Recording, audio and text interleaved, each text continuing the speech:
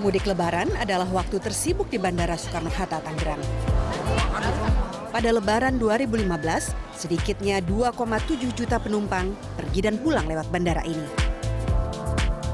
Airports Council International, suatu organisasi yang memantau perkembangan dan trafik bandara di dunia, mengumumkan pada 2014 Soekarno-Hatta melayani 57,2 juta penumpang. Ini menempatkan Soekarno-Hatta sebagai bandara nomor 12 tersibuk di dunia. Namun, Bandara Soekarno-Hatta bukan tanpa celah. Menurut survei Yayasan Lembaga Konsumen Indonesia atau YLKI dan Angkasa Pura II tahun 2015, bagasi hilang atau rusak merupakan keluhan pertama penumpang. 9 keluhan lainnya adalah taksi gelap, parkir, fasilitas troli, asap rokok, toilet, kursi tunggu, petugas tidak responsif, porter nakal, dan calo tiket. Selain merevitalisasi Terminal 1 dan 2, Budi Karya Sumadi yang didapuk menjadi Presiden Direktur Angkasa Pura II sejak Januari 2015 punya pekerjaan rumah menjawab keluhan penumpang tadi.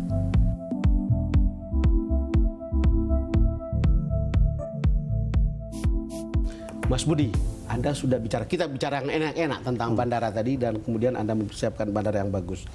Tetapi di hadapan kita begitu banyak keluhan.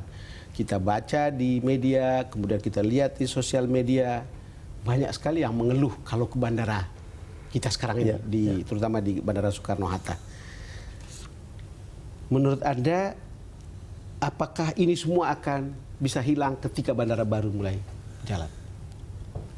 Insya Allah, Mas Don. Jadi memang kami mulai segala sesuatu itu dengan mengakui bahwasanya ada satu kekurangan dari kami. Dengan kita mengetahui kekurangan kita, kita bisa improve. Dan bahkan secara intensif saya minta YLKI. Ya, itu yang saya ingin katakan, bahwa Anda minta YLKI melakukan penelitian melakukan survei di soal bandara, pelayanan di sana dan keluhan-keluhan publik. Dan ternyata ada banyak sekali keluhan. Anda dalam sebuah berita mengatakan ada 10 keluhan. Salah satunya itu soal taksi gelap. Kita satu-satu aja nih. Taksi gelap. Taksi gelap ini luar biasa karena ini ada sindikat. Ya, kita baru keluar dari juga taksi, Pak. Ya. Sindikat ini berkaitan dengan yang ada di puncak juga, Pak. Ada backingnya? Ada backingnya gitu. Luar biasa. Sampai GM saya yang baru itu tidak berani untuk melakukan tindakan.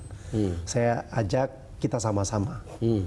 Dan insya Allah karena kami fokus dan kami dibantu oleh TNI Polri, kita bisa selesaikan. Tidak ada demo. Dari dulu nggak begitu modelnya? Tidak ada kesungguhan. Tidak ada satu kesungguhan yang mendalam dan itu kita jadikan musuh bersama. Gitu. Dan ternyata dari 1.200 taksi itu, 600 itu memang taksi yang membutuhkan nafkah. Oh, 600 membutuhkan nafkah. Yang 600 yang ngaco. 600. Oh. Jadi yang ngaco. Jadi 600 yang legal, yang 600 gelap, betul-betul gelap. Iya, iya. Jadi yang baik ini kita kelola bersama Inkopal. Ada juga keluhan soal fasilitas parkir. Kalau itu sih kita juga tahu, udah panas. Kalau hujan parkirnya di luar gitu sudah padat, susah. Lama tunggunya kalau kita tunggu sopir. Parkir secara sistem kita selesaikan dulu karena memang terjadi mafia juga. Kami dengan berat hati terpaksa mem-PHK kurang lebih 100 orang yang memanipulasi proses parkir. Nah, kenapa, sorry Mas, saya tanya soal parkir ini. Di tempat yang baru, situasi parkirnya akan seperti apa? Akan lain karena apa?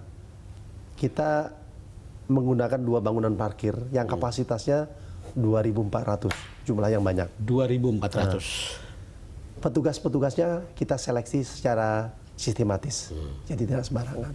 Sistem yang dilakukan juga baik gitu. Jadi insya Allah parkir itu akan terurai di 2 tempat, Terminal 1, 2, dan 3, dan menggunakan sistem yang jauh lebih baik. Ada juga keluhan, ini saya kutip saja karena Anda minta penelitian atau survei ke ini. Toilet kotor, kalau itu kan... Toilet itu kadang-kadang kami juga malu waktu itu.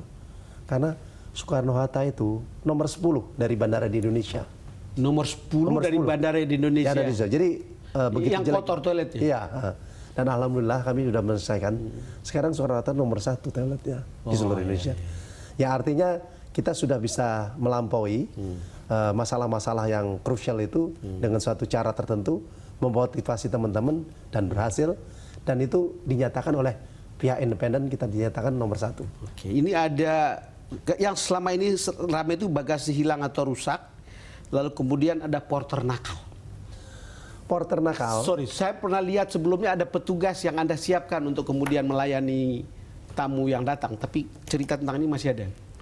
Porter yang nakal. Porter nakal ini memang karena tidak dikelola dengan baik, maka mereka berusaha untuk berperan ganda. Sebagai contoh, sekarang di internasional kita tidak perkenankan lagi porter itu masuk ke dalam tempat terbatas. Karena dia bisa berperan ganda untuk menyelundupkan sesuatu, bekerja sama. Menyelundupkan sesuatu masuk di tempat penumpang. Betul. Jadi karena itu kami bekerja sama dengan Bea Cukai, porter nakal kita keluarkan. Dan porter nakal ini juga membuat sedemikian rupa trolinya itu terbatas. Betul. Supaya kita tidak bisa dapat troli sendiri lalu kemudian. Nah sekarang ini kita bagi dua. Ada ya porter, ada yang bertugas menghadirkan troli kembali ke tempatnya. Itu betul. Dan insya Allah itu sudah ini bisa ada soal calo tiket, ada kursi tunggu yang tidak bagus, bahkan ada keluhan tentang asap rokok, ada keluhan tentang troli tadi yang kemudian Anda sudah sebutkan. Calo bagaimana? Habis. Calo itu bersamaan dan kita meniadakan counter di sana itu ya habis. Karena calo itu digunakan oleh oknum secara sistematis dengan suatu blok-blok tertentu dengan calo. Nah kalau sekarang kan orang harus beli tiket dulu. Ya, lagi pula tidak bisa beli di tempat tiketnya sekarang kan? Itu mengurangi sekali jumlah calo-calo. Dan sekarang berkurang banyak. Kenapa ini disampaikan? Apakah Pak Presdir bisa menjamin di terminal Ultimate Terminal 3 ini hal-hal seperti itu akan jauh berkurang? Insya Allah jauh berkurang. Satu juga berkaitan dengan kapasitas. Oh, kapasitas ya. Dengan adanya peningkatan kapasitas, otomatis penumpukan penumpang itu tidak terjadi demikian lagi. Ya. Terus juga flow dengan kita gunakan ini, flow itu lebih enak. Ya. Dan tim yang kita setting bersama imigrasi, bersama Garuda, bersama Bea Cukai, kita sudah sepakat kita akan menempatkan the winning team di Terminal 3 itu. Ya, memang sih banyak sekali stakeholders yang harus ikut serta di dalamnya. Mas, kita break lagi. Pemirsa, kami akan segera kembali. Tadinya untung cuma 4, sekarang 7. Jadi 7. Udah 7.